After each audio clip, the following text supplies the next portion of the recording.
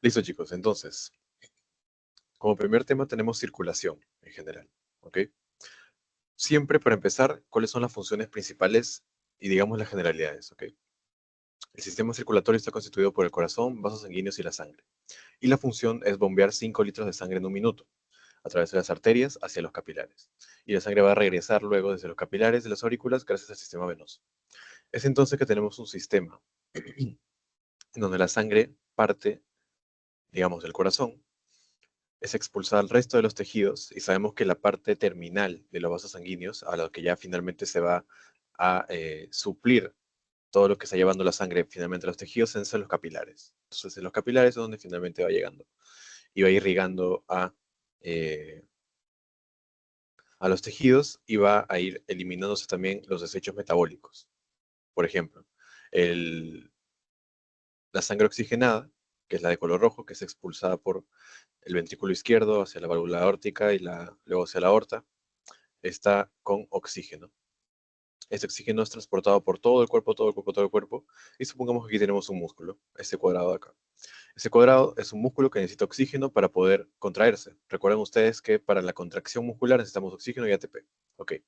El oxígeno llega al músculo y el músculo, una vez que ya ha acabado su función, tiene que eliminarlo como desecho, ¿verdad? El oxígeno no se puede quedar en una sola, digamos, en un solo tejido, no se puede quedar mantenido, tiene que ser correctamente desechado, porque también hay afectación por aumento o acúmulo de oxígeno. Entonces lo que se tiene que hacer es eliminar, porque es un desecho. Como se elimina en forma de CO2 y eso se va hacia la circulación venosa y el retorno venoso permite que eso llegue de vuelta al corazón, pero se va hacia la aurícula izquierda, no, aurícula derecha, perdón, por medio de las venas cavas. La aurícula derecha se lo lleva el ventrículo derecho y el ventrículo derecho lo lleva por la válvula pulmonar hacia toda la circulación pulmonar, hacia la arteria pulmonar específicamente. Entonces, ese básicamente es la circulación, ¿ok? Entonces, la función, ¿cuál es? Principalmente suplir de oxígeno, suplir de, digamos, nutrientes o de necesidades metabólicas y también eliminar o desechar eso que está, digamos, producto de los diferentes procesos metabólicos que hay en el cuerpo.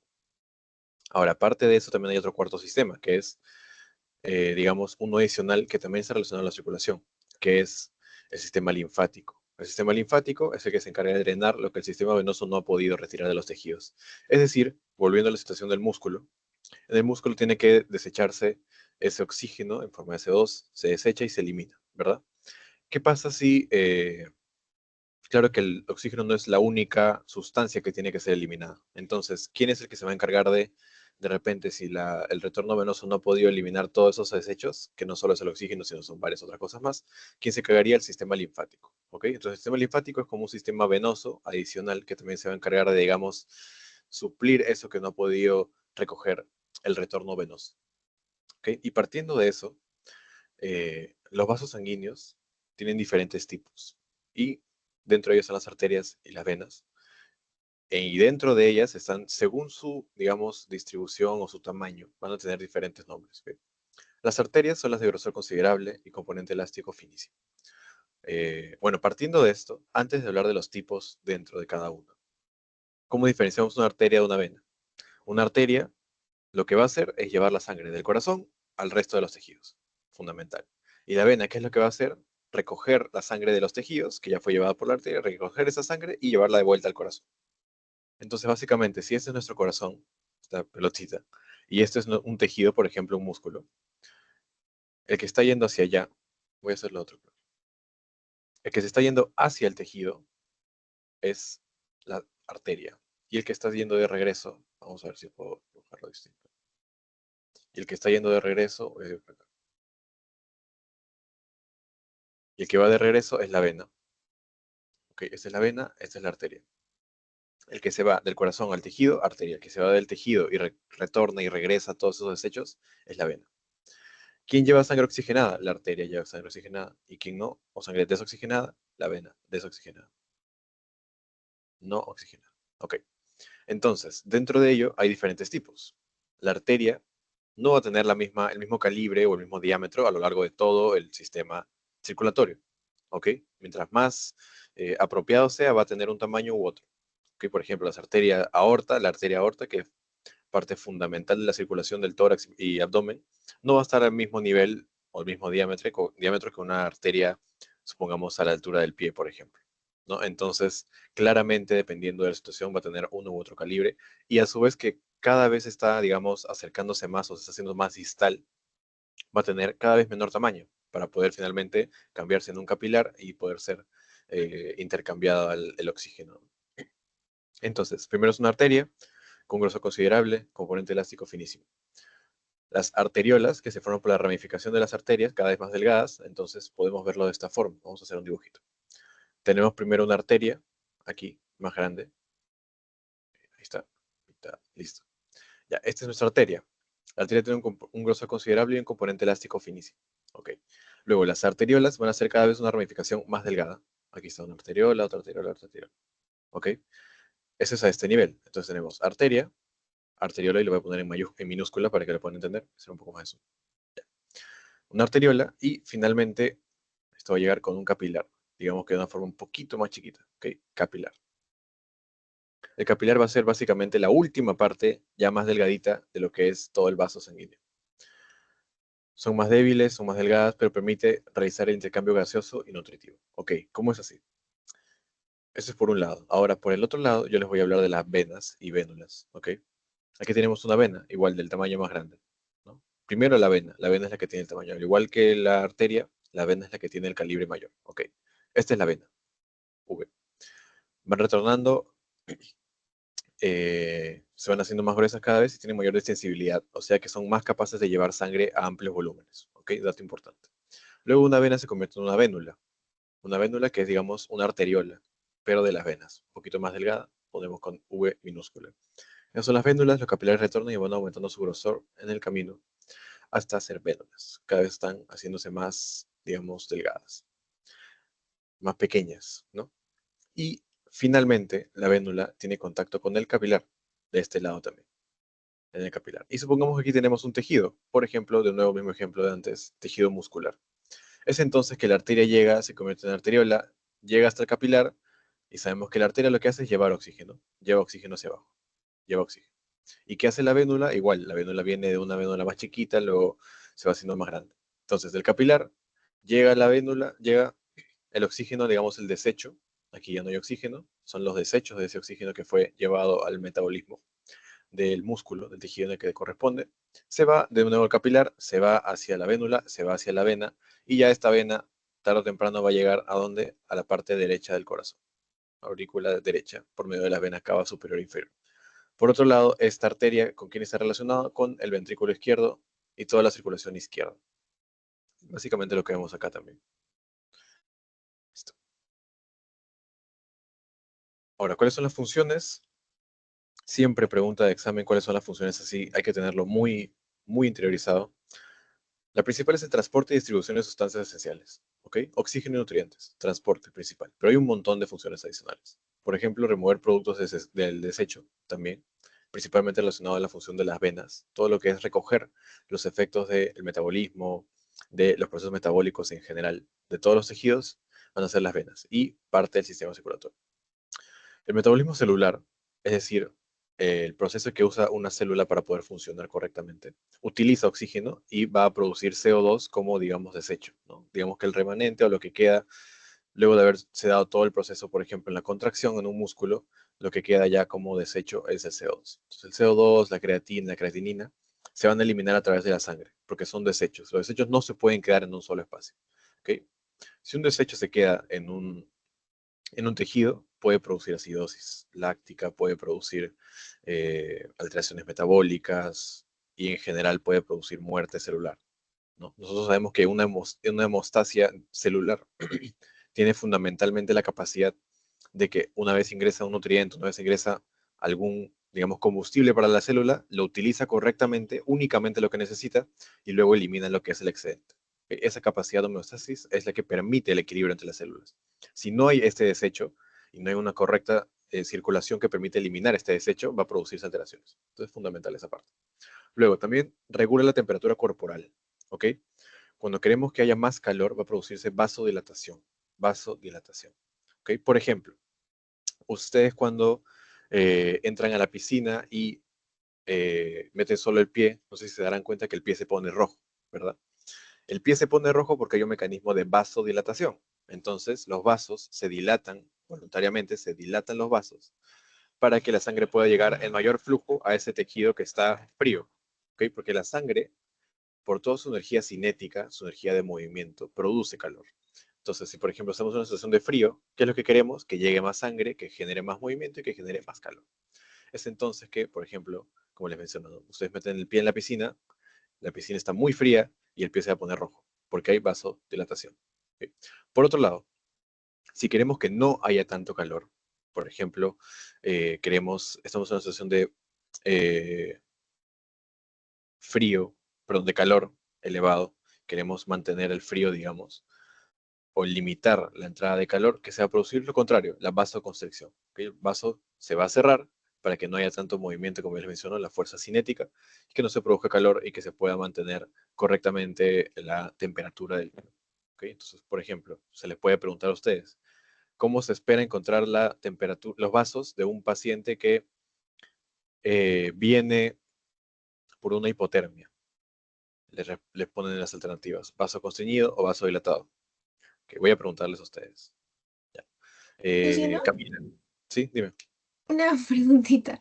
En sí, Dime. como que es que no comprendo bien lo de la piscina, o sea, tu ejemplo de la piscina, porque, o sea, yo antes como que relacionaba que cuando estás frente a un estímulo de temperatura fría, por ejemplo, es como que normalmente ponte esa parte que está involucrada, en este caso es el pie como que se pone pálido porque no como que no regresa bien la sangre y no era como vasoconstricción para evitar la pérdida de calor. O sea, eso es lo que yo creía antes, Es porque lo que cuando tengo frío como que no se pone rojo nada, sino al contrario, estoy pálida, por ejemplo. idealmente lo que se busca dentro de la circulación es que con la vasodilatación haya más calor. Ok. Por eso de repente, ya no con la piscina, pero un paciente que viene eh, por una hipotermia puede estar chaposo, ¿no? Ya. Pero fuera de eso, es interesante porque dentro de la circulación también hay otros mecanismos, no solo para la temperatura, sino también de repente para asegurar la perfusión de los tejidos. De repente, por ejemplo, en un paciente que está con frío eh, y viene con otras alteraciones u otras complicaciones, no solo va a haber vasodilatación en sus extremidades para que vaya correctamente el calor, sino que también va a haber vasoconstricción para asegurar que la sangre vaya al cerebro, ¿no? Que es, digamos, el principal que queremos que esté funcionando y el corazón también. Entonces, digamos que puede haber un balance entre esos dos valores o entre esas dos variables. Mientras que hay una vasodilatación para mantener el calor, puede haber una vasoconstricción para asegurar la perfusión correcta de los tejidos. Digamos que los vasos se cierran a propósito por ejemplo, ¿no? En las partes más distales o en la piel para que pueda irse al cerebro, para que pueda irse al corazón, ¿no? Entonces, digamos que puede haber un balance ahí. Pero únicamente en la parte eh, termorreguladora, lo que se ve es que para mantener el calor o para aumentar el calor se vasodilata. Por el principio que les menciono de mantener un movimiento y una fuerza cinética que proporciona calor, se vasodilata. Y para limitar el calor se vasoconstriñe, porque mientras mayor movimiento de la sangre va a haber mayor calor. Entonces se vasoconstriñe, la sangre está, digamos, un poquito más en su sitio y ya hay menos calor. Pero como les menciono, y buena pregunta, hay como un balance entre esos dos. ¿Ok? Gracias, Cami, por la pregunta. Luego, comunicación de tipo humoral. ¿Ok? Las hormonas se van a producir en diversas glándulas de la sangre y el sistema endocrino permite que la sangre sea su transportador. ¿Ok? Se libera, por ejemplo, una hormona desde la tiroides y se libera y va por la sangre hacia cualquiera de los tejidos que le corresponde. Interviene en la defensa del organismo, claro, porque los glóbulos blancos usan la sangre como un medio de transporte. ¿Ok? También porque la sangre no es solo lo que tiene funciones propias, sino que también, digamos que es un medio de transporte. Entonces va a ser un medio de transporte para las hormonas, para los glóbulos blancos. Y a su vez regula los contenidos de agua, ácidos, bases en los tejidos porque va a permitir el transporte de electrolitos, metabolitos y va a definir la osmolaridad de la sangre. ¿Ok? Y aquí tenemos, digamos, eh, el sistema o de diferentes caminos por los que va a pasar la sangre. ¿Ok? Todo parte, digamos, del ventrículo izquierdo. Yo les mencioné que el ventrículo izquierdo, y ya sabemos que del ventrículo izquierdo tiene la válvula aórtica, y de la válvula aórtica se va hacia la arteria aorta. La arteria aorta es la que va a suplir, la que va a llevar, va a distribuir toda la sangre oxigenada al resto del cuerpo, a los tejidos. ¿Ok? En este capilar, por ejemplo, podemos tener, y el ejemplo que yo les di, un músculo. Un músculo. Entonces, del ventrículo izquierdo sale la sangre oxigenada, se va hacia la aorta, y la aorta, por medio de esos miles de ramificaciones, se va a ir a los diferentes tejidos, en este caso, por ejemplo, un músculo. Ok. Las ramas más pequeñas se van a terminar capilarizándose hasta ser metaarteriolas, que digamos, de las arteriolas mucho más chiquitas, las metaarteriolas, y luego ya los capilares. Se van a convertir en metaarteriolas y van a estar en contacto con los capilares sistémicos. Y yo que les dije de los capilares, que los capilares eran los que formaban esta conexión entre la parte arterial y la parte venosa. Listo. Entonces, válvula aórtica, mediante el ventrículo izquierdo, válvula aórtica, aorta, y de ahí se va hacia los capilares, ¿no? Mediante las arteriolas, metarteriolas y ya finalmente los capilares que van a estar en un tejido, ¿no? El tejido de su preferencia, en este caso, un músculo. Una vez que se le da el oxígeno necesario a ese tejido, se le dan sus nutrientes y todo lo que necesita el tejido para funcionar, ese tejido, por lógica, va a tener que botarlo, va a tener que desechar, una vez que ya ha utilizado, va a desechar sus diferentes productos metabólicos. Ok. Entonces, los capilares sistémicos van a entregar los nutrientes de oxígeno, lo que vimos inicialmente, y luego van a tener que entregarle al sistema venoso, que es el que está aquí de color azul, el CO2 y los desechos. Entonces, yo les dije, mediante la circulación arterial se entrega oxígeno y nutrientes, y nutrientes. Se lo da al músculo, por ejemplo, el músculo. Y el músculo, ¿qué va a hacer una vez ya acabó con todas sus funciones y ya se contrajo? Va a limitar o va a eliminar lo que son sus desechos. ¿Qué va a botar aquí? Entonces, sus desechos. Desechos. Ya, ¿y a quién se le va a dar los desechos? Al capilar para que se vaya nuevamente a la circulación, ahora en este caso la circulación venosa. Esta es la circulación arterial. Acá está la circulación venosa entonces, ¿ok? La circulación venosa entonces se va a ir mediante la vena cava, en este caso vena cava superior o vena cava inferior, finalmente, hacia la aurícula derecha. La aurícula derecha se lo lleva al ventrículo derecho. Recordemos que aquí está la válvula tricúspide, y la válvula tricúspide va a permitir que ingrese entonces al ventrículo derecho. El ventrículo derecho expulsa la sangre a la arteria pulmonar. Sabemos que el ventrículo derecho está asociado con la válvula pulmonar y la sangre que va a botar es hacia la arteria pulmonar. Y la arteria pulmonar, ¿a dónde la lleva? Y aquí abajo está, lo lleva al pulmón. ¿Okay? El pulmón, la sangre la va a oxigenar nuevamente. ¿Okay? Aquí la sangre se oxigena. Sabemos que la función del pulmón es oxigena la sangre mediante un proceso que se llama la difusión y el intercambio gaseoso. Va a producir la oxigenación de la sangre y se va hacia la aurícula izquierda. Esa sangre que ya está oxigenada, ¿para qué? Para retomar nuevamente todo el ciclo. ¿Okay? Entonces, ya en resumen y con todo a la vez. Eh, el ventrículo izquierdo ha recibido sangre del aurículo izquierdo. El ventrículo izquierdo va a llevar a la sangre a la aorta, pasando por la válvula aórtica. Listo. Esa aorta va a llevarse y va a diseminarse por todas sus ramas. ¿Ok? Y va a llegar hasta los capilares, que digamos que es la parte más delgadita, la parte más distal de esas ramas. ¿Ok? Llega a ese capilar y va a entregar algo al tejido. ¿Qué entrega al tejido, Damara? A ver. ¿Qué entrega el capilar arterial, del lado arterial al tejido? Dos Eh, alternativas. Sí, a ver, dime mm, tú. ¿Cómo?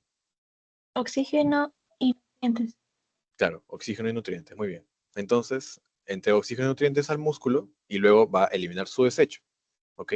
Y ese desecho se va ahora a la circulación venosa, a la otra parte o al lado venoso del capilar. El capilar tiene su lado arterial y su lado venoso. Ya, el lado venoso es el que va a continuar para todo el sistema venoso.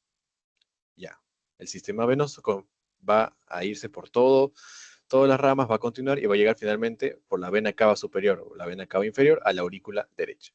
La aurícula derecha del corazón. La aurícula derecha se asocia con el ventrículo derecho, va a llevar la sangre hacia ahí, va a pasar por la válvula tricuspide. Luego la válvula pulmonar va a permitir que la sangre entre del ventrículo derecho a la arteria pulmonar. La arteria pulmonar, con esta sangre que está desoxigenada, porque es producto de los desechos que habíamos hablado antes, va a llevarla al pulmón. Y el pulmón, ahí ya la tenemos clara. ¿El pulmón cuál es su función? Oxigenar la sangre, le da oxígeno a la sangre. Entonces, esa sangre oxigenada va a la aurícula izquierda, ¿para qué? Para continuar nuevamente todo el ciclo. Todo el ciclo. Así es la circulación y el sistema circulatorio. Viendo esta imagen nomás ya podemos entenderlo todo. Entonces, también se menciona que tenemos dos sistemas de capilares. Tenemos un capilar sistémico, que son los que están aquí arriba. Esos son los capilares sistémicos. Entregan nutrientes y oxígeno y luego van a regresar con la parte de desechos, etc. Y los pulmonares entregan el CO2 y propician la hematosis. Es esta parte de acá, el amarillo que está acá arriba. Yo les mencioné que en el pulmón el oxígeno eh, la sangre se oxigenaba, ¿no? ¿Por qué? Porque entregan el CO2, como bien dice acá, entregan el CO2, se produce la hematosis, que es el ingreso de oxígeno mediante la liberación o eliminación del CO2. Entonces, se entrega CO2 y se regresa con oxígeno para continuar con el ciclo. ¿Ok? Eso pasa en ese capilar pulmonar. Luego, circulación menor, circulación mayor. ¿Ok? De nuevo, digamos que hablando en el mismo sentido, la circulación menor correspondería a esta parte final que yo les mencioné, en el que la sangre se va hacia el pulmón. ¿Ok? Aquí también se ve, ¿no? Hay una circulación que está referente a toda la parte que es lo del pulmón, y luego el resto, que es un 95%, que es la sangre que se va a todo el cuerpo. ¿Ok? Por eso se llama circulación menor y mayor, perdón. La menor solo está relacionada con el pulmón, y la mayor para entregar la sangre a todo el cuerpo. La circulación menor se dice que es el 12% del volumen sanguíneo y corresponde con la arteria pulmonar, el capilar pulmonar y las venas pulmonares. ¿Ok? Si lo vemos acá arriba con la imagen, arteria pulmonar, el capilar pulmonar y las venas pulmonares son las que permiten que la sangre se vaya a la aurícula izquierda. ¿Ok? Ahí tendremos los tres componentes. Como se dan cuenta, es una parte mínima, porque solo está asociada a lo que es la circulación del pulmón. ¿Ok? Vamos a ver si le puedo...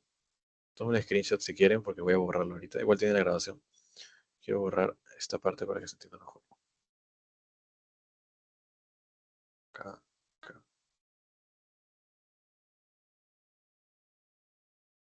Ya.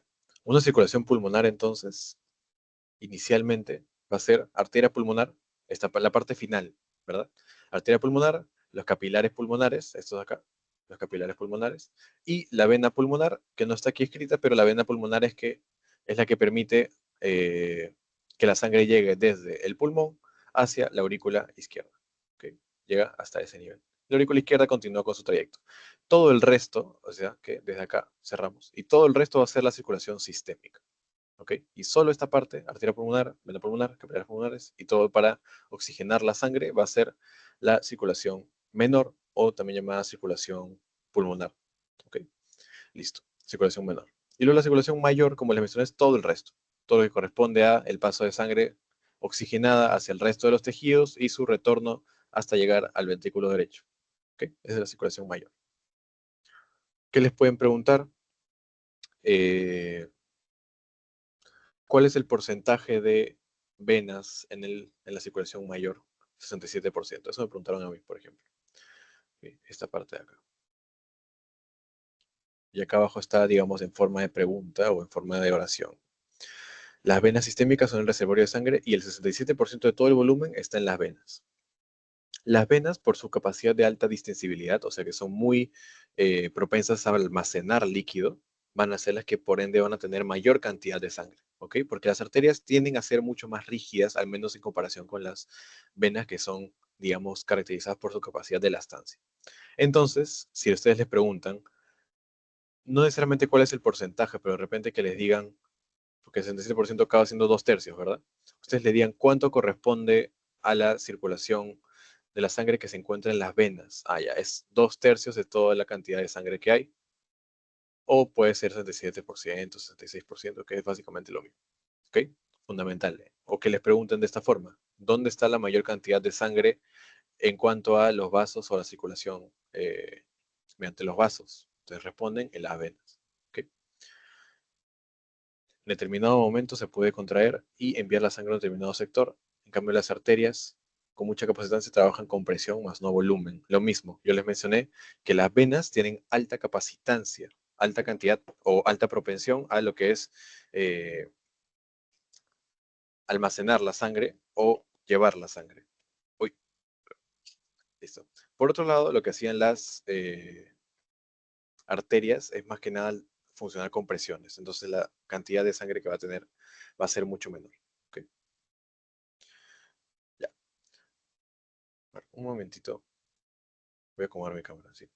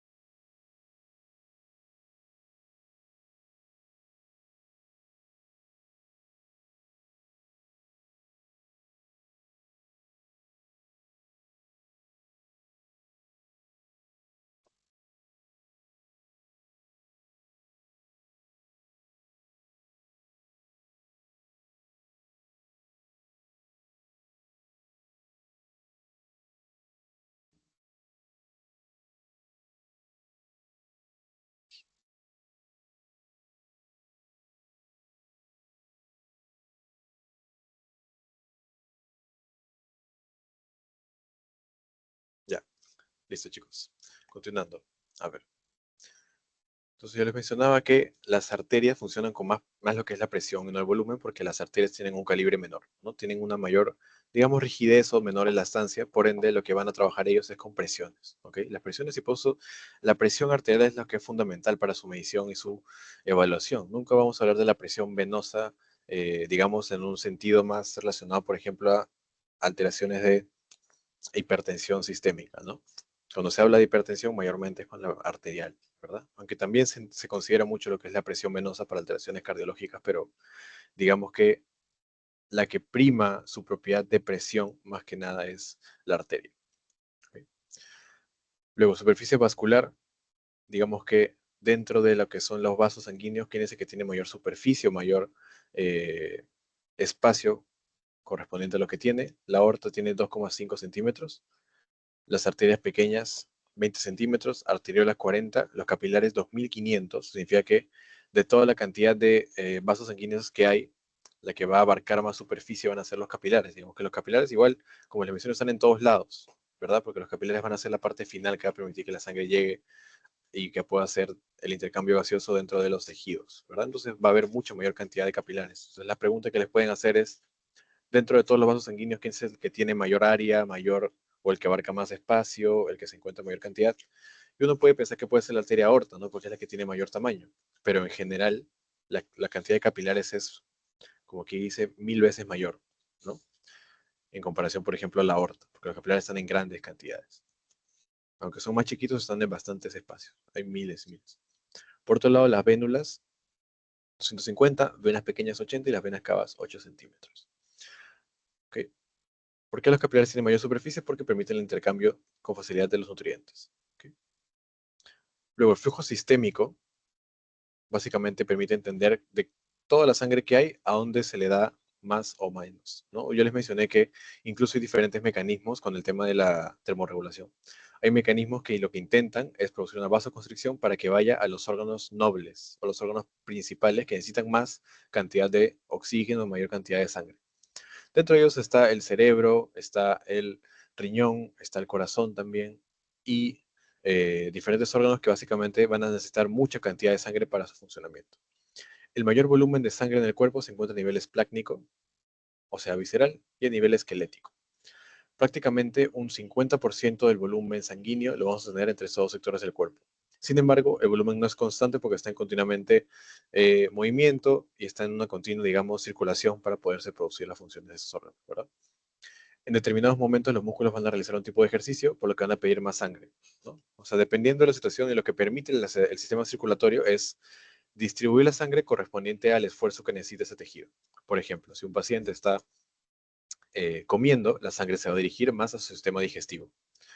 Por ende, por ejemplo, y por eso se les menciona también a las personas que si comen no vayan a la piscina o que no se metan al mar, porque eso haría una, digamos, discordancia entre la sangre que está yendo primero a donde han comido, o sea, al sistema digestivo, y se estaría yendo a sus músculos para intentar regular la función muscular y la temperatura a nivel de lo que son, por ejemplo, los pies, ¿no? Si se meten a la piscina. Entonces, por eso se les dice, ¿no? Porque puede producir calambres, porque la sangre va a estar mucho más propensa a localizarse en el sistema digestivo que en los músculos, ¿verdad? Porque están, digamos, requiriendo mayor función en ese momento para la digestión. Entonces, por ejemplo, ¿no? Los músculos van a realizar un tipo de ejercicio y van a pedir sangre. Y si el tubo digestivo, el compartimento esplácnico no están funcionando, parte del volumen se va a ir normalmente, ¿no? Por ejemplo, si no hemos comido hace poco, entonces los músculos van a poder tener la sangre que necesitan en el momento que necesiten. Pero si no, por ejemplo, estamos comiendo y el músculo está relajado, ¿dónde va a necesitar que la sangre vaya? Hacia el sistema digestivo, ¿verdad? Para suplir la función de lo que es la digestión.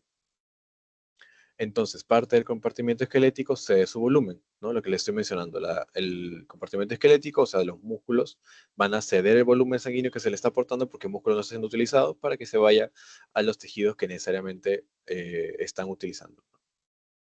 Y aquí tenemos básicamente una especie de top, una especie de, eh, digamos que un listado de cuál es la utilización del gasto cardíaco y de la cantidad de sangre que necesita el cuerpo. Eh, el esplácnico o el vaso, aquí se menciona que es el que más se utiliza, 27% del gasto cardíaco. El músculo esquelético, 20%. el músculo en sí mismo 15%, hueso 5%, el riñón 22%, el cerebro 14%. ¿Ok? Ahora, dato importante, el cerebro es el que necesita más mililitros por minuto.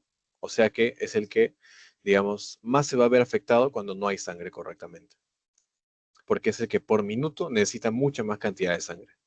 Entonces, por ejemplo, no tenemos, y por eso se menciona que en periodos de isquemia, que es que no se tiene sangre en el cerebro, el tiempo para la solución es bien limitado y cada minuto cuenta. Incluso se dice, ¿no? Dicen los doctores que en el caso de una isquemia cerebral, o sea que la sangre no está llegando correctamente al cerebro, el tiempo es oro. Literalmente dicen que el tiempo es oro porque, como yo les menciono, y aquí está la respuesta fisiológica, es que cada vez dentro de todos los órganos, el que más va a necesitar la llegada de sangre por minuto, o sea, al momento más rápido va a ser el cerebro, ¿no? 360 mililitros por minuto. Listo. Vale indicar que el flujo de sangre es temporal, no se mantiene estático, y yo les mencioné lo mismo, ¿no? En los órganos la sangre va a estar llegando, va a estar saliendo, va a estar transportándose, en un momento va a estar más en los músculos, en un momento va a estar más, por ejemplo, si hemos comido en el sistema digestivo, es decir, que la sangre tiene una circulación que prioriza los músculos o los órganos que van a utilizarlo más, ¿ok? Si bien la sangre es rica en oxígeno, el cerebro consume el 21% de oxígeno que le viene, el corazón solo utiliza el 11% del oxígeno que le viene y la parte esquelética el 21%.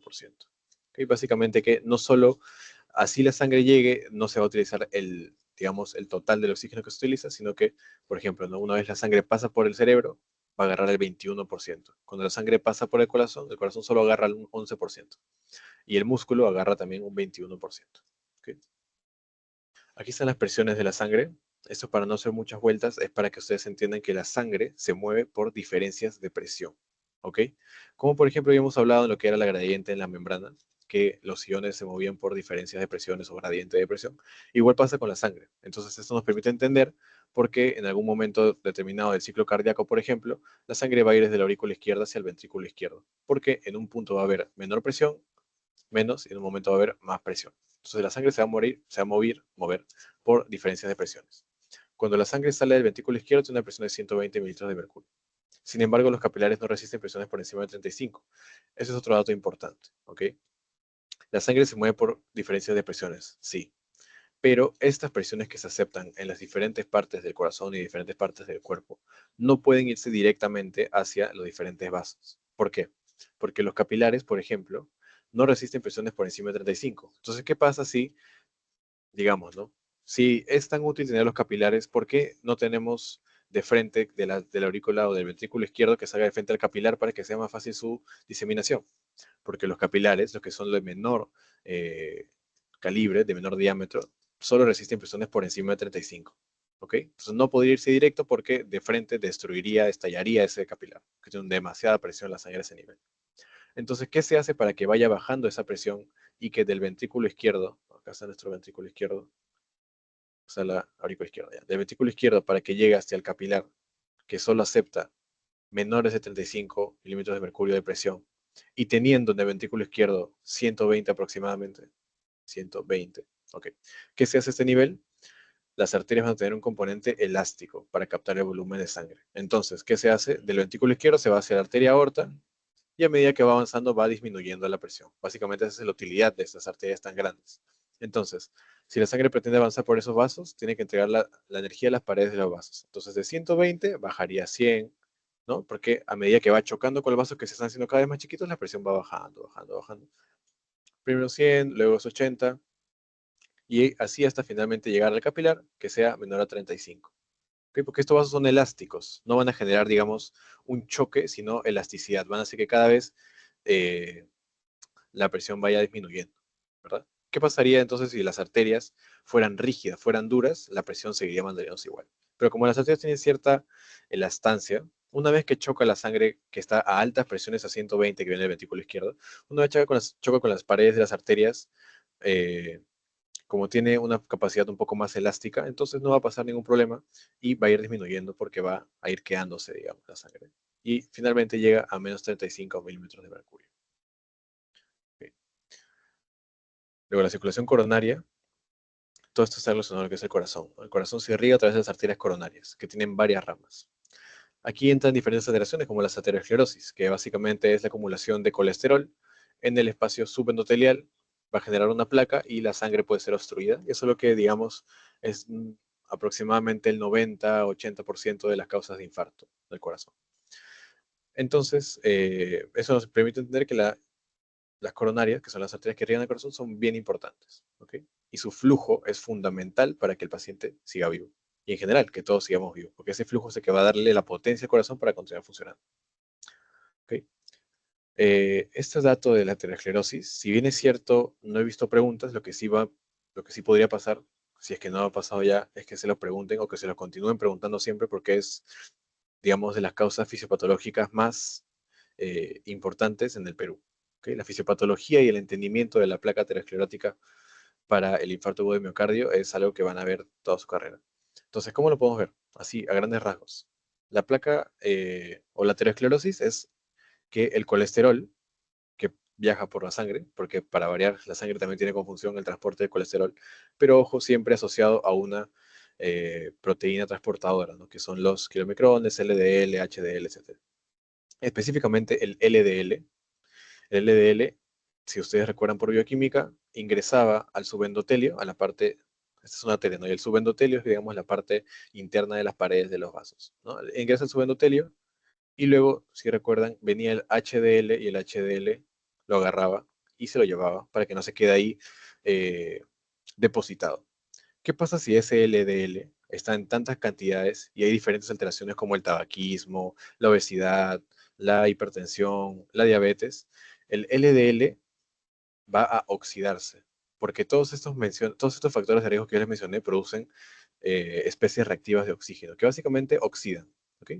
Tenemos un LDL oxidado y el LDL oxidado no va a ser capaz de ser recaptado por el HDL. El HDL va a pasar, va a decir, mi trabajo es recoger el LDL, pero va a ver que ahí no hay LDL, sino que hay LDL oxidado. No lo va a reconocer y el HDL va a continuar su camino.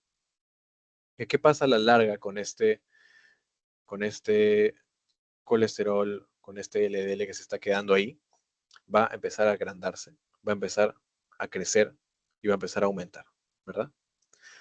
Van a llegar monocitos, van a llegar macrófagos para detectar a ese LDL oxidado como algo raro, como algo patológico, porque no es parte del cuerpo, ¿no? Sabemos que el sistema inmune actúa con todo lo que es dañino, ¿no? Entonces detecta que esto es un LDL oxidado que no está haciendo nada bueno, entonces vienen los monocitos, vienen los macrófagos y lo envuelven.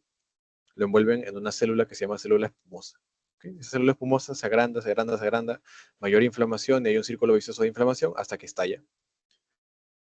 Puede estallar y cuando uno estalla, se produce como si fuera una herida. Llegan trombos, o sea, llegan las plaquetas y todo, y van a generar un coágulo. ¿Y qué pasaría con este coágulo? La sangre va a llegar, va a chocar con el coágulo y no va a poder pasar. Supongamos que a este lado ya está el corazón, alguna de las regiones del corazón. Entonces, a ese nivel no llegaría la sangre y se produce lo que es el infarto, la isquemia. Y quedaría el paciente un infarto agudo de miocardio. Infarto agudo de miocardio. Entonces, por eso es tan importante la circulación coronaria, ¿no? Y la aterosclerosis siempre se va a mencionar, incluso me parece bueno que lo mencionen de una vez, porque es algo que es fundamental para su práctica médica, ¿no? Y entender la fisiopatología es bien fundamental también. ¿Ok? Esa entonces es la importancia de las coronarias. Ahora, la irrigación cardíaca, como yo les mencioné en general, necesita alto aporte energético, porque bombea toda la que es la sangre y digamos que tiene una función muy importante, ¿no? El corazón necesita un alto aporte energético. Del punto de vista anatómico y funcional, ¿ok? La arteria más importante es la coronaria izquierda. Aquí está la coronaria izquierda. Es más grande que la derecha, abarca la cara anterior y lateral del ventrículo izquierdo e irriga el ventrículo izquierdo, el tabique interventricular en sus dos tercios anteriores y el ápex, que es la punta del corazón. Sabemos que el corazón está en forma, digamos, inclinada. La parte de abajo se llama ápex o punta. Porque está así en forma de punta, ¿no? Está como si fuera al final un poquito más angosto. Ahí se le dice ápex. Esa parte también. El ventrículo izquierdo, hasta el ventrículo izquierdo, sabemos que el corazón se ve desde como si estuviéramos al revés, ¿verdad? El ventrículo izquierdo y el tabique interventricular. Es el tabique o el espacio que está entre los dos ventrículos derecho e izquierdo. Ok. Luego la coronaria derecha es más para el ventrículo derecho, la aurícula derecha y la base del corazón. Entonces por eso se les dice que la coronaria izquierda es la que es más importante desde el punto de vista anatómico y funcional. ¿Sí? Porque digamos que abarca más espacio, ¿no? El ventrículo izquierdo y toda la parte izquierda del corazón tiende a ser más se tiende a considerar más por su función en la hemodinamia que el resto, del espacio, ¿no? Que es el ventrículo derecho. Si queremos hablar electrocardiográficamente, la cara diafragmática del corazón, debemos buscar la derivada 2, derivada 3 y derivada AB. Eso digamos que es un dato más general. De repente un dato del tipo de datos que podrían preguntarles en su examen así, como para ver cuánto han estudiado. Luego, desde el punto de vista eléctrico, la arteria más importante es la coronaria derecha, porque irriga el nódulo sinusal y el nódulo auriculoventricular. No sé si ustedes recuerdan que yo les dije que el nódulo sinusal era la parte inicial y el marcapaso fisiológico de todo lo que es el sistema de conducción eléctrica del corazón. Ok, entonces, si les dicen, del punto de vista eléctrico, ¿quién es más importante? ¿El que le otorga la irrigación a este nódulo sinusal o el que se va hacia el otro lado y no le otorga ninguna, digamos, entrega sanguínea? Entonces, desde un punto de vista electrofisiológico o eléctrico, más importante es la coronaria derecha porque se le da nódulo sinusal, nódulo auriculoventricular. De un punto de vista anatómico y funcional, en cuanto a las partes del corazón, las estructuras que están siendo irrigadas, ya, más importante es la coronaria izquierda. ¿Okay? Entonces, coronaria izquierda, importante por la parte anátomo-funcional. La coronaria derecha es más importante para la parte eléctrica porque va hacia el nódulo sinusal y el nódulo auriculoventricular. Nódulo sinoauricular y nódulo auriculoventricular. La circulación colateral, como siguiente tema, básicamente habla con lo que es las diferentes arterias que aparte de las coronarias van a seguir irrigando el corazón, ¿no? La coronaria derecha avanza, da la vuelta al corazón y genera la descendiente posterior. Digamos que es su ramificación, ¿ok?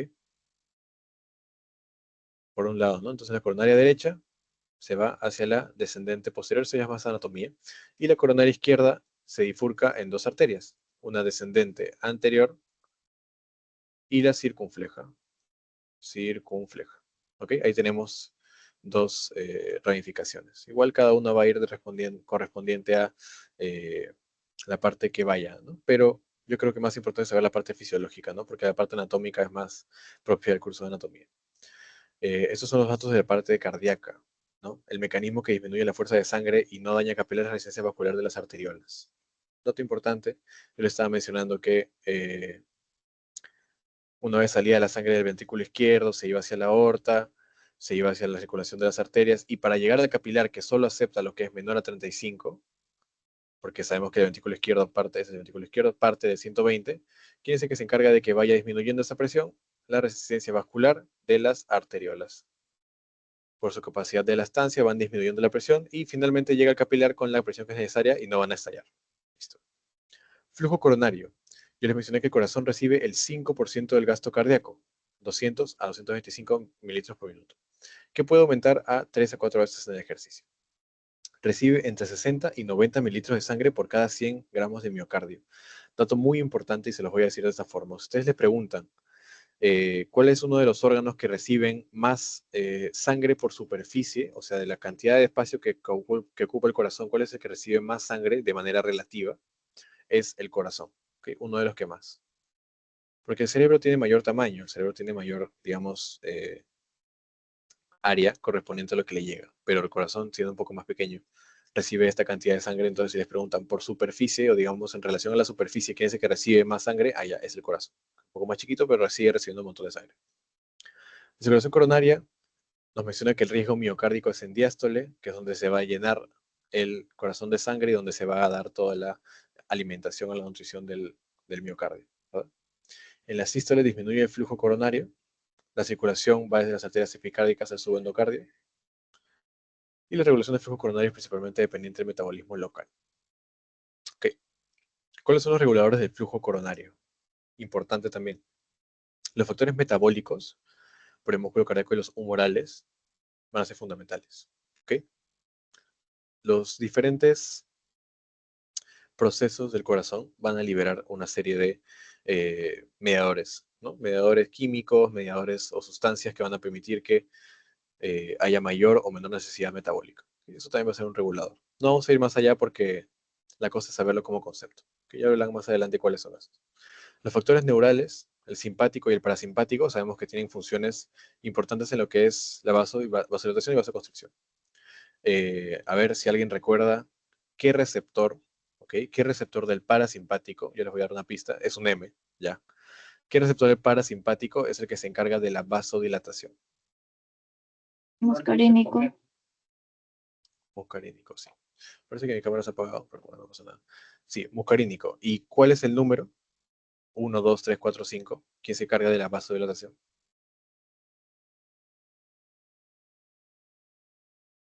A ver, chicos. M1, M2, M3, M4, M5. Para vasodilatación.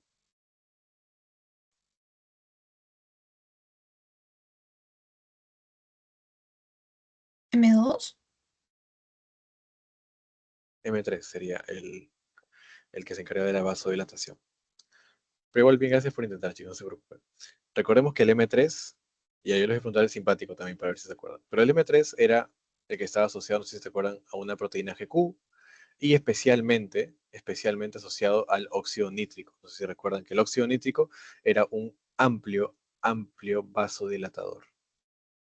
Vasodilatador, ahí está horrible, pero ahí está. Vasodilatador, ¿ok? Entonces, parasimpático M3. Y el simpático cierra el vaso mediante sus receptores, principalmente alfa 1, que produce vasoconstricción, y un poco más por los beta, pero puede ser por el alfa 1. ¿No? Si les preguntan, alfa 1 va a producir el cerrado del vaso y M3 va a producir la apertura o vasodilatación. Entonces, también tiene una función a ese nivel el corazón, de regulación neurológica. Esto por el sentido de que, dependiendo de las demandas que van a haber, va a haber una mayor o menor eh, perfusión de la sangre. ¿Okay? Luego, fuerzas compresivas extravasculares. Por ejemplo, hablemos de un paciente con obesidad, un paciente con alguna calcificación, un paciente con un tumor, puede producir una compresión sobre un vaso que está sucediendo, que está pasando por ahí, especialmente una coronaria, y puede también producir un infarto a la zona que esté correspondiente esa arteria que está irrigando. Por ejemplo, si estamos con la arteria coronaria izquierda, hay un tumor que le está alterando, que le está comprimiendo totalmente, toda la parte que está siendo irrigada por la coronaria izquierda, que habíamos visto aquí arriba, que era el ventrículo izquierdo, el tabique ventricular, etcétera, pueden estar alterados. ¿Okay? Pueden estar alterados. Gradientes de presiones, yo les mencioné que la sangre se mueve por gradiente de presión, especialmente las arterias, también dentro del corazón. Circulación general también, dependiendo de cómo está la circulación, también puede haber una alteración en el flujo coronario. Los reguladores más importantes, ¿quiénes son? Los factores metabólicos y humorales, porque generan que el mismo músculo determine si abre o cierra sus coronarias, dependiendo de la situación que hay. Regulación del flujo coronario en hipoxemia. Dato muy importante, la hipoxemia es cuando estamos en una situación donde no hay oxígeno o hay poca cantidad de oxígeno. ¿Okay? Una situación de poca cantidad de oxígeno. ¿Qué mediadores va a liberar el músculo cardíaco? Es lo que vamos a ver aquí. La adenosina se libera. Es un poderoso vasodilatador, pues la hipoxia obliga a que se abran las coronarias. ¿Okay? La hipoxia, ¿qué hace? Libera adenosina, principal de todos, adenosina, para que se abran las coronarias. Incluso en patología siempre va a buscarse no solo que se produzca una vasodilatación mediante lo que hace el mismo corazón, sino que también se le puede dar una ampolla de adenosina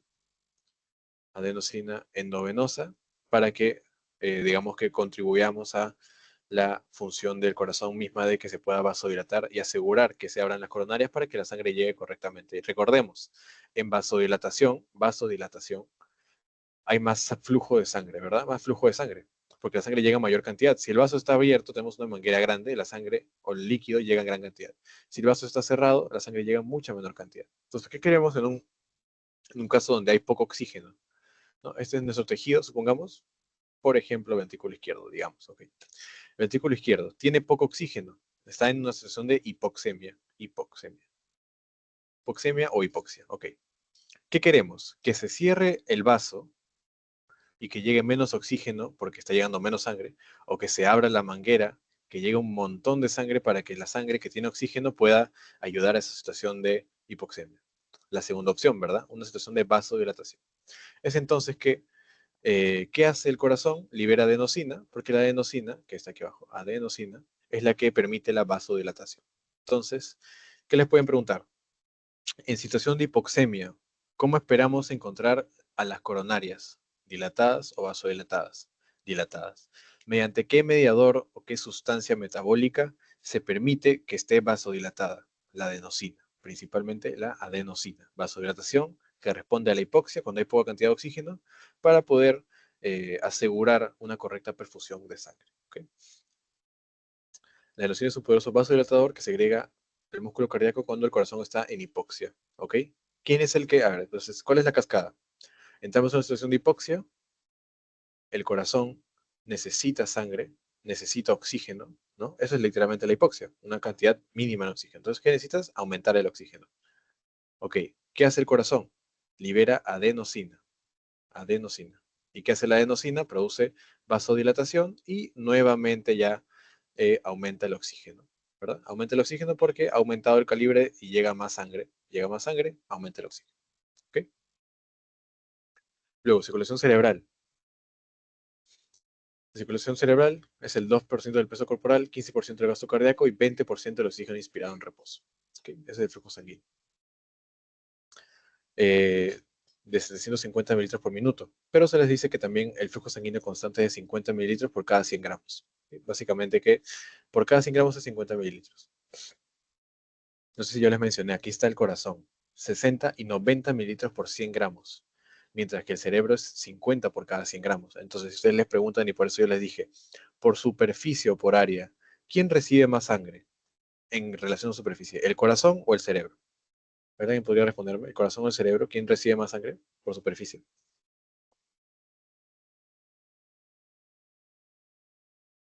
Corazón. Claro, el corazón, muy bien. El corazón recibe 60, el cerebro 50. El corazón 60, 90 incluso. ¿Ok? Entonces, por superficie, el corazón es el que recibe más. El corazón, corazón. El consumo de oxígeno es 21%, o sea que de la sangre que va a llegar, el cerebro va a agarrar un 21%.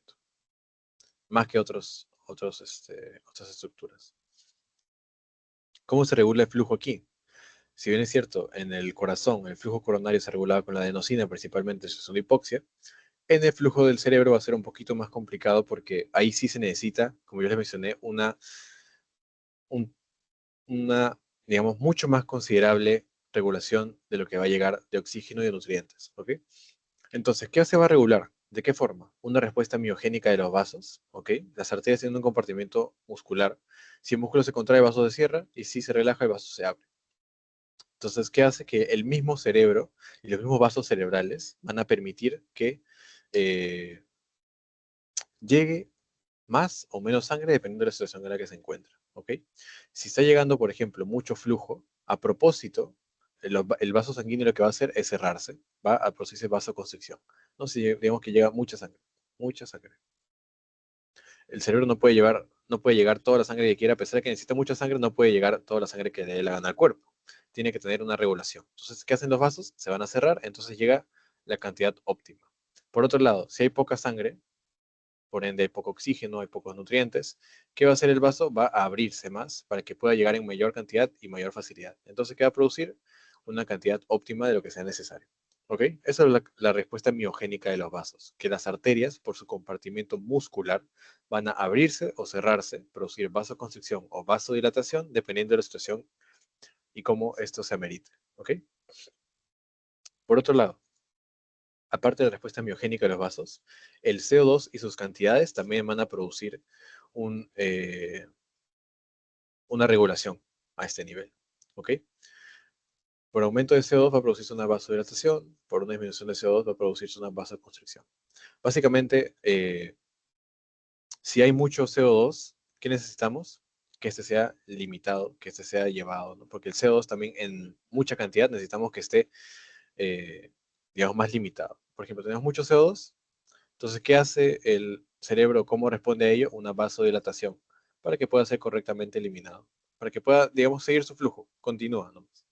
Por otro lado, si tenemos poco CO2, necesitamos que sea más mantenida su cantidad, entonces se vasoconstriñe para que el flujo también esté asegurado.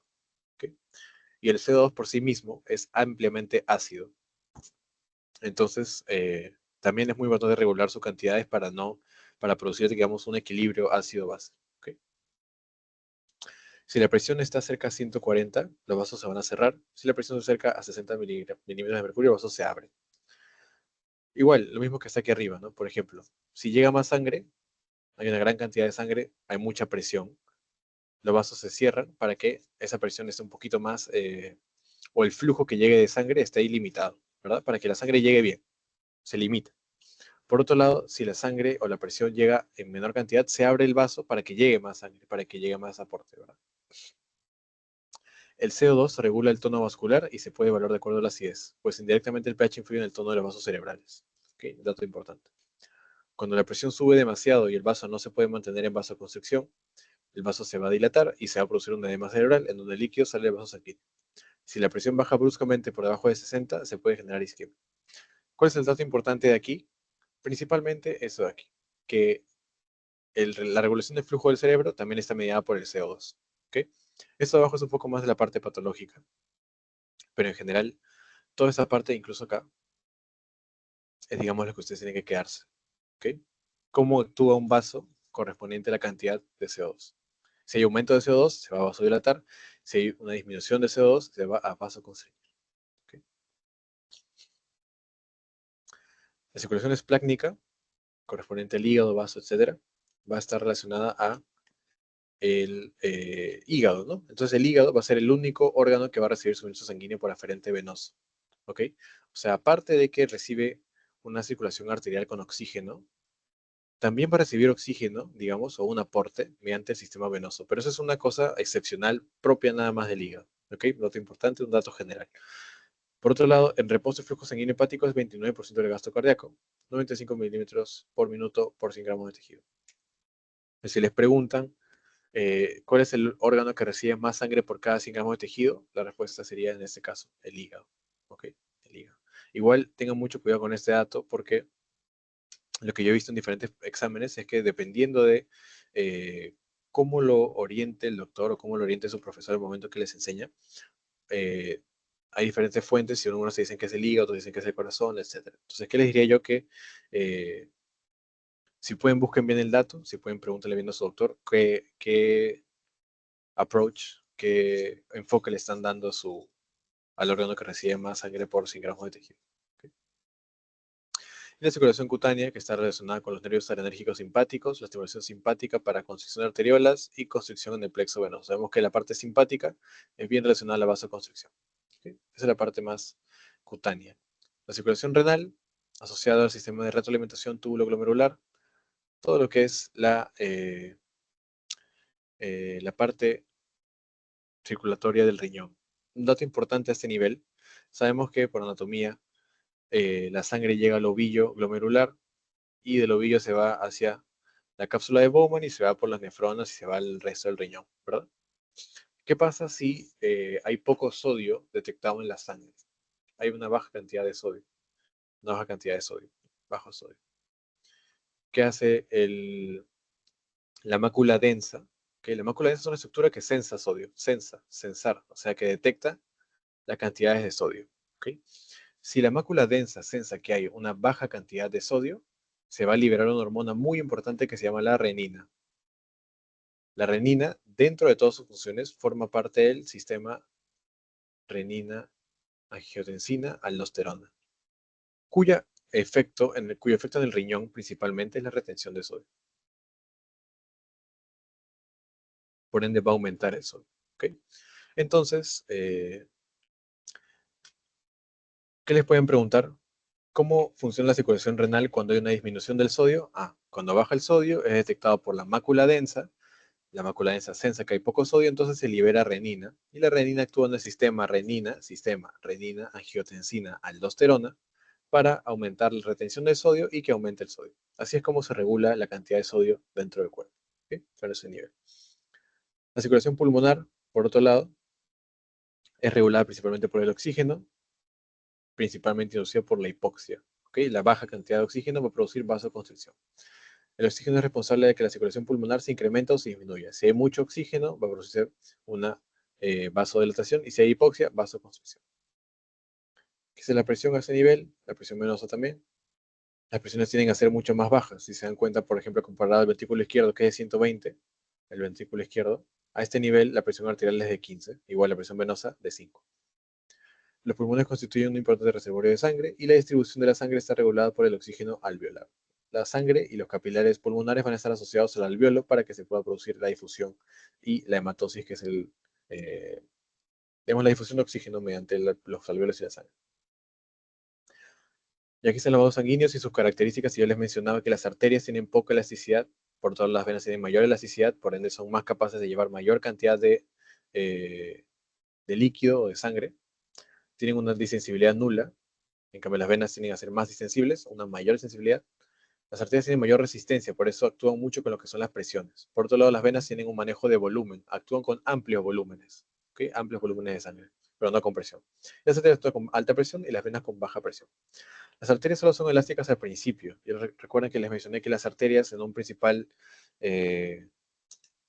principal propósito de hacer que la sangre que viene del ventrículo izquierdo, que viene a 120, vaya bajando, van a actuar con una elasticidad, ¿no? Elasticidad, y van a llegar a lo que es el 35, que es lo que acepta el capilar. Ok, pero a medida que van avanzando, las arterias van haciéndose menos elásticas, van perdiendo elasticidad, porque en realidad son musculares.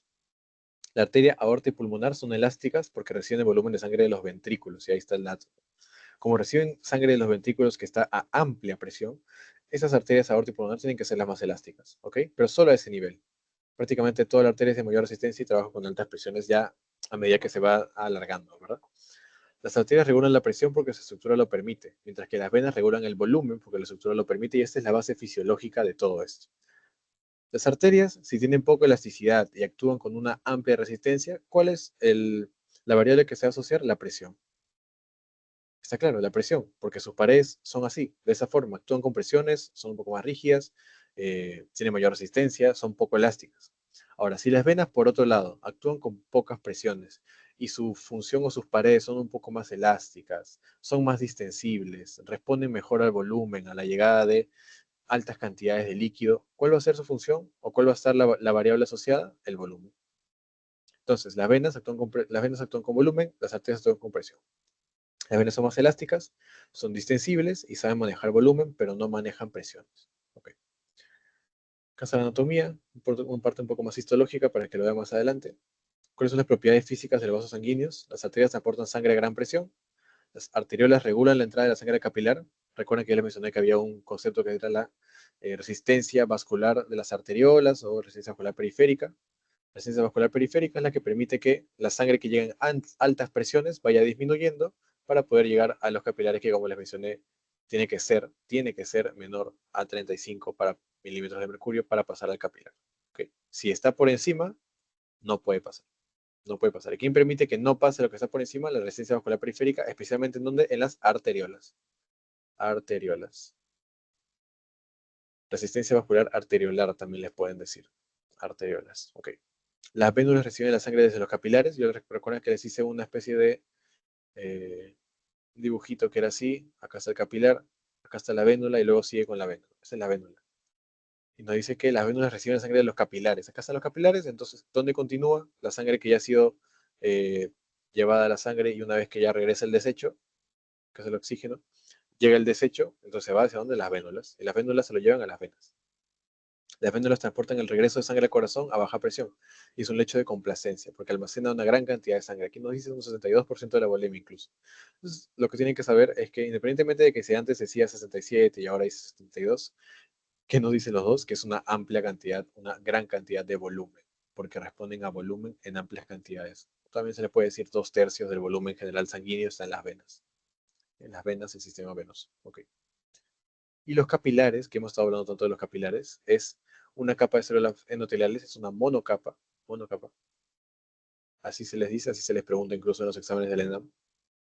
Monocapa, zona de intercambio entre la sangre y el tejido. El oxígeno es intercambiado por CO2 y los nutrientes intercambiados por desperdicios. ¿Okay? Esa es la parte del capilar. Era esto de acá, lo que está aquí al medio, ese es el capilar. Donde interactúa por un lado el sistema arterial y por otro lado el sistema venoso. El sistema arterial, el sistema venoso, y el medio, donde interactúan los dos, el capilar, donde sale oxígeno y regresa el desecho. Sale oxígeno, regresa el desecho. Y acá está el tejido, supongamos. Entra el tejido, el oxígeno, y regresa el desecho, y eso se va por el capilar, se va para la vénula y continúa su trayecto. Ok. El oxígeno es con, digamos que, una vez sale al tejido, el oxígeno, lo que regresa es gas carbónico o CO2. El nutriente llega también al tejido, y ¿qué es lo que regresa como desecho? Los desperdicios metabólicos, desperdicios.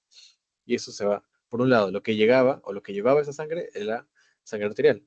Y lo que finalmente, una vez que pasa por el capilar, lo que va a recibir esos desperdicios va a ser las vénulas, o sea, el sistema venoso. Y luego se va a ir por las venas y luego se va a ir a donde corresponde. ¿Ok? Que va a ser la circulación por la aurícula derecha y continuar con todo el trayecto. Unidad microcirculatoria, la parte microvascular, es la que responde a lo que son los capilares y todo lo que está antes también. Yo les mencioné que antes del capilar está la vénula, antes del capilar por el lado venoso, ese es el lado venoso, está la vénula, digamos que después, ¿no? Sería la palabra, y antes del capilar en el lado arterial está la arteriola, que es la parte más chiquita, ¿no? De las vasos sanguíneos, de esa parte, ¿no? De la parte de la arteriola está la metaarteriola, que es la parte más chiquita, esto, la metaarteriola, y está el esfínter de Jacobi, que es la que asocia la parte de la arteriola con el capilar. Ese es el capilar. ¿Sí? Llega por un lado del vaso sanguíneo, esta es la arteriola, esta es nuestra vénula. En la parte de la arteriola tienes un esfínter de Jacobi y aquí está ya el capilar. Por otro lado, en el componente de las vénulas tienes las vénulas postcapilares, o sea, esta vénula de acá, la vénula, y una vena colectora o muscular. ¿Ok? A este nivel, pero básicamente va a ser lo mismo, van a recibir la sangre. Y luego ya se va a ir a donde corresponde esa vena. Al final de la metaarteriola y antes de que comiencen los capilares, esto de aquí, este tubito que estamos viendo acá, esto de acá, ese es el esfínter de Jacobi. Es una especie de llave que se denomina esfínter de Jacobi. Si la sangre viene con mucha fuerza, se va a cerrar para proteger al capilar. ¿Okay? Si la sangre viniese con mucha fuerza, el esfínter de Jacobi se cierra, porque lo que queremos es que todo lo que pasa al capilar sea ya filtrado y que sea únicamente lo que necesita. Si la sangre que viene con muy poca fuerza, o sea que ya puede pasar, y sabemos que el capilar solo responde a lo que es menor a 35 milímetros de mercurio, si viene con esas características, el filtro de Jacobi se abre como último filtro para permitir que pase lo correcto y pasa. Un dato, cuando una persona tiene un problema en varices, ¿ok? Varices, toda la sangre que tiene va a salir a través de ese sistema venoso, se estanca. Y los capilares se van a ir dañando. Cada vez que existe un problema varicoso, retrógradamente el daño también pudiera capilar porque no hay una llave que proteja el lado venoso, ¿ok? Como si está protegido por el lado arterial que es el esfínter de Jacobi. A grandes rasgos, supongamos que está nuestra vénula y hay una varice, una alteración venosa, ¿ok? Está muy dilatada. Hay una alteración en su esfínter de Jacobi de la parte venosa y la sangre se va a estancar y puede llegar al capilar. Eso es negativo en la parte de las varices porque alteraría con el capilar y la función del capilar es fundamental para seguir con la homeostasis de la parte circulatoria. Luego tiene una autorregulación microcirculatoria, como les mencioné, mediante el esfínter de Jacobi que permitía que si hay mucha presión se cierra, si hay poca presión se abre para que permita ingreso. Y el ingreso tiene que ser menor a 35 milímetros de mercurio. Luego, necesidad metabólica también, dependiendo de las diferentes sustancias que se liberan durante procesos metabólicos, va a haber una autorregulación. La hipoxemia, la angiotensina 2, los autocoides, los productos metabólicos y el ácido láctico, la adenosina. Y en cuanto a la fibra simpática, es la noradrenalina, parte del sistema simpático, ¿verdad? El transporte transcapilar, el principio de... ya, aquí quería ir. El principio de Frank Starling, ¿recuerdan ustedes? El principio de Starling, perdón. La sangre entra por el lado arterial y va a una velocidad muy lenta, de 0,5 a 1 milímetro por segundo. El lado arterial pasa los nutrientes y el oxígeno. Recuerden que yo les mencioné que la parte arterial era la que daba oxígeno, ¿verdad? Daba el oxígeno, daba el nutriente. Eso es lo que nos dice este principio. Y la parte venosa es la que va a recibir el desecho y el CO2. Es el principio de Starling. Se le pueden preguntar. Distinta a la ley de Frank Starling, recuerden del corazón que era a mayor volumen de llenada, mayor eyección. Es otro dato. El principio de Starling, no ley de Frank Starling. El principio de Starling es el que les dice básicamente lo que les expliqué antes de que más arriba a ver si sale la imagen. Acá, ¿no? Que por un lado capilar, que por el lado capilar lo que ingresaba era oxígeno al tejido y que regresaba el desecho del CO2. ¿Ok? Entonces, es el principio de Starling. Hasta igual acá. Otro dato, tiene que haber un equilibrio. Tiene que haber un equilibrio entre lo que sale al capilar, o sea, sale al tejido, y lo que regresa. ¿Qué pasa, por ejemplo, si sale mucha cantidad al extravascular, o sea, fuera del vaso, sale mucha cantidad? Y no es correctamente regresado, o sea, no regresa correctamente y continúa con toda la circulación. Entonces aquí se va a empezar a acumular. Se acumula y se acumula y se acumula líquido. ¿Cómo se llama esa acumulación de líquido? Se llama edema. el edema, es la acumulación de líquido, el edema. Se acumula el líquido en el espacio intersticial. Intersticial, extravascular, extravascular, porque está fuera del vaso. O sea, la sangre que estaba en el vaso ha salido y no ha sido correctamente retornada. ¿Ok? O de repente no es que sea incorrectamente retornada, sino que sale demasiado. Por cualquiera de los dos mecanismos, o que sale mucho o que se recoge poco, se puede producir un edema en el espacio extravascular, en el espacio intersticial. El flujo neto de fluidos a través de la pared capilar es gobernado por la ecuación de Starling. Básicamente esa es la ecuación, no sé si se las preguntarán, a mí en mi caso no me preguntaron, pero dice que la velocidad responde a la presión hidrostática y la presión oncótica. Vamos a ver si la dicen acá. Ya. A ver, vamos a ponérselo de esa forma, para que lo puedan entender mejor. ¿Ya? Aquí hay un vaso sanguíneo. Ese es el intravascular.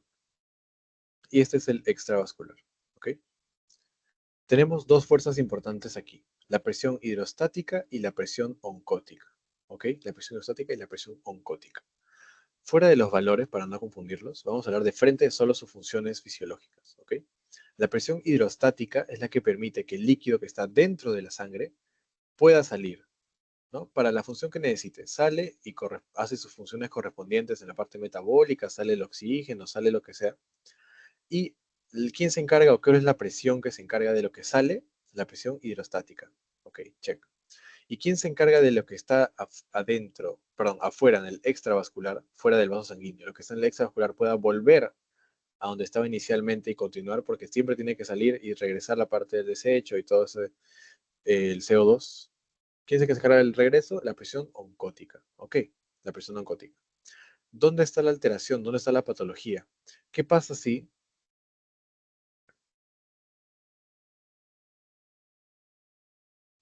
en el extravascular y en el intravascular hay una desregulación entre las presiones hidrostáticas y oncóticas? Por ejemplo, la presión hidrostática aumenta demasiado. Aumenta la presión hidrostática y la presión oncótica funciona incorrectamente. No regresa correctamente. La presión oncótica acá no funciona, la presión hidrostática sí funciona. ¿Qué tendería a pasar?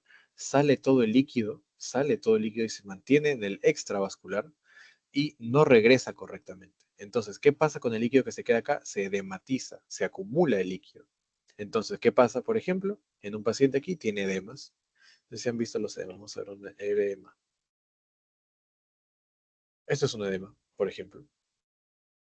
Es un edema en las piernas. Entonces, un paciente tiene alguna alteración en su circulación, la sangre o el líquido ha salido y no regresa correctamente. No regresa correctamente. Ahora, eh, ¿en qué situación se da, por ejemplo, un edema con este mecanismo que yo le estoy mencionando con una presión oncótica que no funciona? Ah, eso se da en la hipoalbuminemia.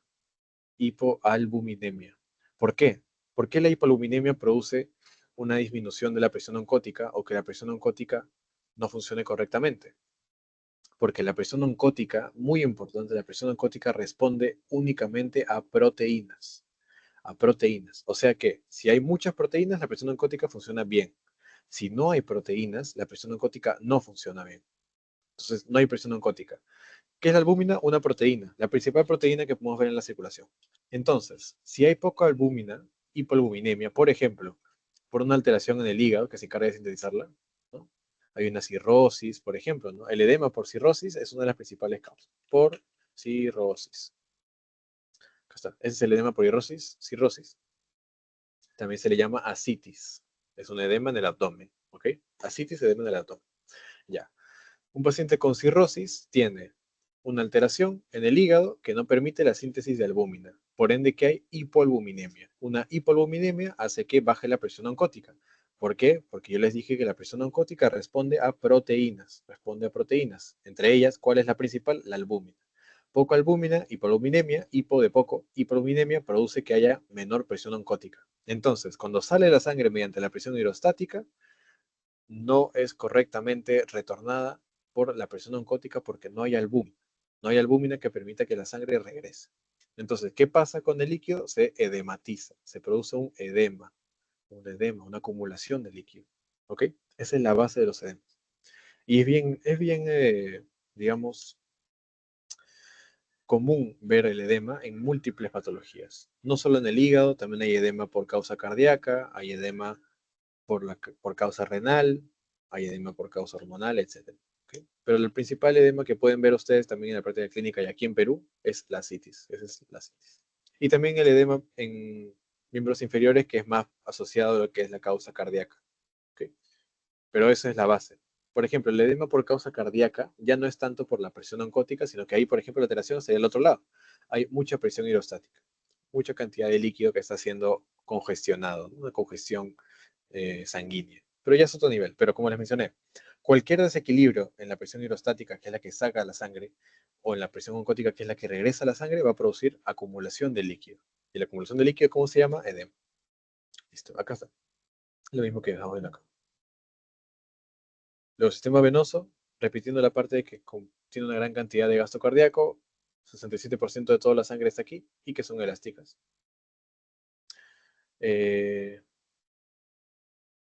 Bueno, el dato de la vena yugular se asocia con la aurícula izquierda, perdón, la derecha, y todo lo que pasa en la aurícula derecha se debe ver en la yugular. Por ejemplo, una insuficiencia cardíaca derecha es una congestión.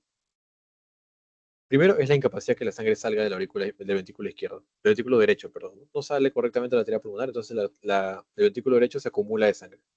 Por ende, la aurícula derecha se acumula de sangre y como este se asocia con la vena cava superior, al final se acaba yendo por la vena yugular.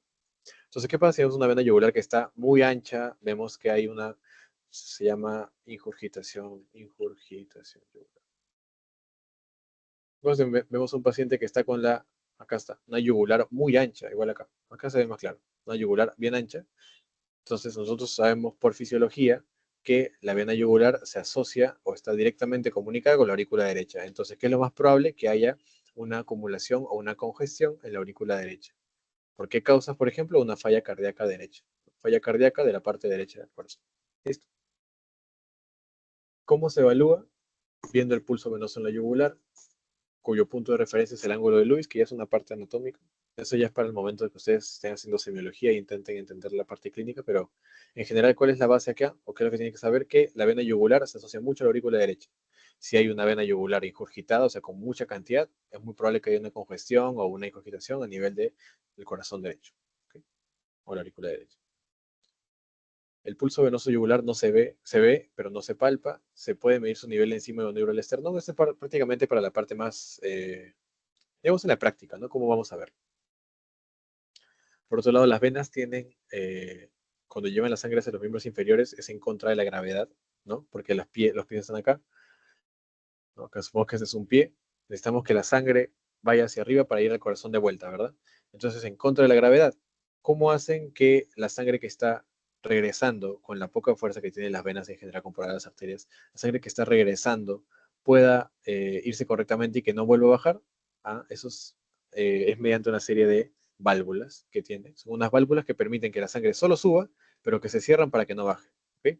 La sangre puede pasar, como vemos acá, la sangre pasa la sangre, pero ya no regresa porque ya se cierra el momento en el que quiere volver. ¿Ok? Se cierra. Va avanzando y se cierra. ¿Eso para qué es? Para que solo puedan avanzar en un sentido, desde los pies hacia el corazón. O sea, desde los pies hacia arriba, entonces en contra de la gravedad.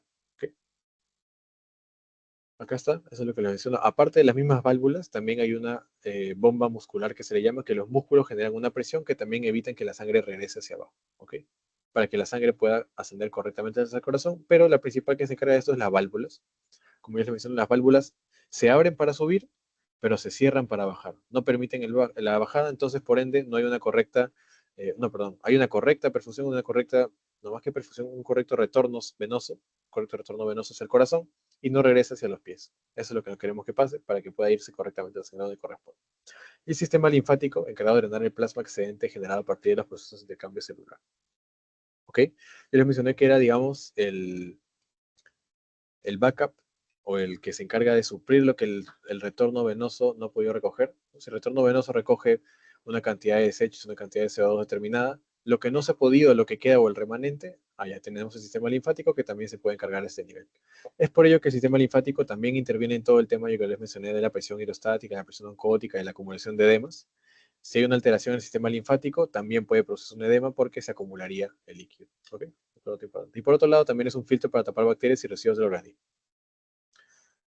Acá está la composición de la linfa. Vemos que es pobre en proteínas y rico en lípidos. Contiene glóbulos blancos como única célula. Vamos a este nivel. Y acá está el sistema venoso. Eso también se lo mencionaron, pero creo que lo principal es, en general, de toda esta clase, entender primero, y lo vamos a hacer un resumen en general, entender esta parte, toda la circulación, qué va de qué lado a qué lado, qué tipo de sangre transporta. Ya les mencioné que la sangre que va a los tejidos es sangre oxigenada y la sangre que regresa de los tejidos, o sea, de las venas, es sangre desoxigenada. Tenemos un sistema o una circulación menor, que es únicamente la parte del pulmón, arteria pulmonar, vena pulmonar y capilares pulmonares.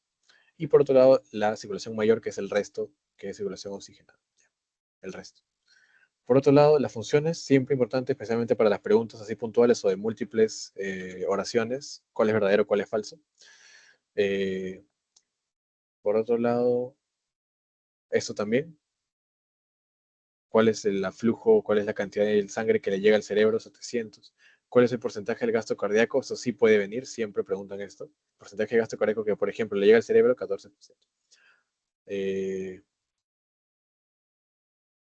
Eso es fisiología, por ejemplo, ¿no?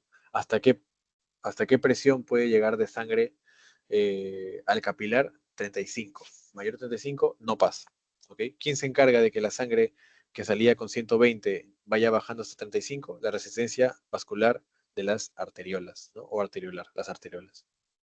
La circulación coronaria. ¿Cuál es más importante desde el punto de vista anatómico? La coronaria izquierda, porque está asociada a toda la función del ventrículo izquierdo, tabique antiventicular. ¿Cuál es la coronaria más importante desde el punto de vista electrofisiológico? Ah, la coronaria derecha. ¿Por qué? Porque está asociada al nódulo sinoauricular, o sea, sinusal, y el nódulo auriculoventricular, que son parte del sistema de conducción eléctrico del corazón, la parte más importante.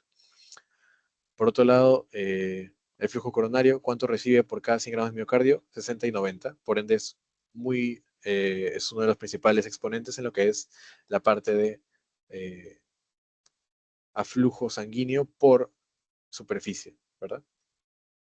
¿Qué regula el flujo coronario? Factores metabólicos, factores neurales, fuerza conversiva. ¿Quién es el que se encarga de que se produzca vasodilatación en hipoxemia en el flujo coronario? La adenosina. ¿Qué produce? Que haya vasodilatación y que por ende llegue más oxígeno. Llega más sangre y llega más oxígeno. ¿Cuál es el flujo sanguíneo constante? 50 mililitros por cada 100 gramos en el cerebro. ¿Cuál es el consumo de oxígeno? 21%. ¿Cuál es el flujo sanguíneo cerebral? 750 mililitros por minuto, o sea, 15% del gasto cardíaco. Eso también. ¿Cuál es el porcentaje del gasto cardíaco? 15% del cerebro. ¿Cómo se regula el flujo del cerebro? Por la respuesta miogénica, que nos decía que a más sangre se va a cerrar a propósito para asegurar la perfusión, y si hay poca sangre se va a abrir para que llegue más sangre. Okay. Por otro lado, por el CO2 también. Y si les preguntan, como ya les mencioné, cuál es el tejido que tenga más sangre por 100 gramos de tejido, perdón, cuál es el órgano que tenga más sangre por 100 gramos de tejido. En este caso aquí menciono que es el hígado, pero como les digo, vean bien cuál es, porque puede cambiar esa definición. Y la circulación cutánea también, por otro lado, ¿quiénes intervienen? Otro dato importante, la circulación renal. ¿Qué pasa cuando se detecta poco sodio en la mácula densa? Respuesta, aumenta renina, aumenta la angiotensina y aumenta la retención de sodio. Y se produce vasoconstricción adicionalmente. Otro dato importante, vasoconstricción. Vasoconstricción. El sistema renina angiotensina aldosterona, entre sus funciones, retiene sodio y produce vasoconstricción cuando hay poco sodio. Por otro lado, ¿quién de los dos vasos, arterias o venas, corresponde a las alteraciones en la presión o está muy asociada a la presión? Las arterias. ¿Quién es asociado al volumen? Las venas. ¿Cuál es la, digamos, justificación fisiológica de que uno sea así y que otro sea así? La misma estructura de sus paredes. Si las paredes de las arterias son poco elásticas pero más resistentes, va a ser para la presión. Si las venas, por otro lado, aceptan más líquido, manejan mayor volumen, manejan mayor elasticidad y sensibilidad, asociado entonces al volumen. Listo. Ya. El lado arterial del capilar, ¿qué es lo que lleva? Oxígeno y nutrientes. El lado venoso, ¿qué es lo que recibe de desecho? Gas carbónico, o sea, CO2 y desperdicios. ¿Cuál es el principio de Starling? Por un lado, va a llevarse el oxígeno y nutrientes, va a salir y va a regresar CO2 y desechos. ¿Qué pasa si hay una alteración en cualquiera de estos dos procesos? Se acumula el líquido y se produce un edema. ¿Cuál es la base del edema? Las presiones, presión hidrostática y presión oncótica. Presión hidrostática, ¿qué corresponde? A que salga el líquido. Presión oncótica, ¿qué corresponde? A que regrese el líquido. Si yo tengo hipoalbuminemia, poca albúmina, y sabemos que la presión oncótica responde principalmente a las proteínas, ¿qué va a producirse? Que sale el líquido, pero no regresa correctamente. ¿Cómo se responde a eso? Un edema. Un edema. ¿Qué pasa si, por otro lado, todo está bien, sale líquido y sí se regresa líquido porque mis proteínas están en su correcta proporción? No pasa nada, no hay ningún edema. ¿Quién además contribuye en la retención de los líquidos? Aparte de todo ese sistema, el sistema linfático. Ya les mencioné que el sistema linfático funciona mal, también se puede producir un linfedema. Ojo, dato importante. No para el examen, pero sí para ya cuando lo vean en prácticas. ¿Cómo detectamos un edema?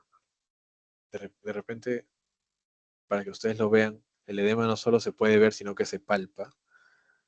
Signo de la fobia se llama eso. Fobia. El signo de la fobia es cuando nosotros presionamos al paciente, a la piel del paciente que puede parecer estar edematizado, y si ven, no va a regresar correctamente el líquido. Se queda presionado. Vamos a ver, acá por ejemplo. Pongo mis dedos, estos son los dedos, el doctor pone sus dedos así, y se queda presionado, se queda hundido. Eso es signo de la fobia positivo, signo de la fobia también llamado Godet. ¿Ok? Dato importante para detectar que hay edema. Principalmente en los miembros inferiores. Como le mencioné, edema en miembros inferiores más asociado a falla cardíaca que a falla hepática. Y ya, eso sería todo, chicos, en cuanto a la circulación. Todavía quedaría la clase de hemodinamia, que es un poco más corta. Lo que yo tenía pensado es que de repente puedo grabar la clase y se las mando, o en todo caso podemos continuarla como una especie de mini repaso la siguiente clase que todavía tenemos tiempo. Bueno, chicos, eso sería todo. Igual si tienen una pregunta ahora o más adelante, me la pueden hacer, no solo por acá, sino que normal tiene mi número y ahí me hablan. No pasa nada. Listo.